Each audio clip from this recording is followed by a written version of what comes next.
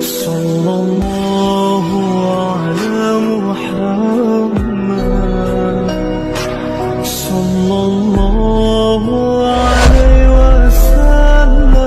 আসসালামু আলাইকুম ওয়া রাহমাতুল্লাহি ওয়া বারাকাতুহু। সুপ্রিয় দর্শক, আজকে আমি আপনাদের খেদমতে ছোট্ট একটি দোয়া নিয়ে এসেছি। যে দোয়ার ফজিলত আল্লাহ তাবারক ওয়া তাআলা অনেক বড় রেখেছেন, অনেক মর্যাদা রেখেছেন।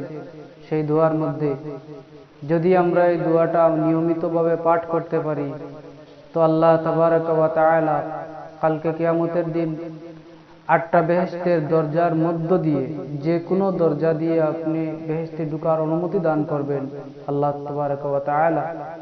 সেই দোয়াটা হলো, আমি উচ্চারণ করছি, আপনারা শুনেন।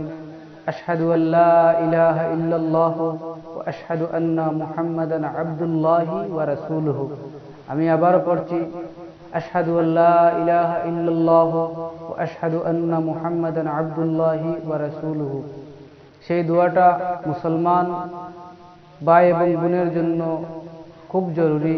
সেই দোয়াটা আপনারা অবশ্যই পড়বেন। আল্লাহ তাবারক ওয়া তাআলা কাল কিয়ামতের দিন আপনাদেরকে যে কোনো দরজা দিয়ে, বেহেশতের যে কোনো দরজা দিয়ে আপনাকে ঢোকার অনুমতি দান করবেন। সুবহানাল্লাহ। আসসালামু আলাইকুম ওয়া রাহমাতুল্লাহি ওয়া বারাকাতুহু।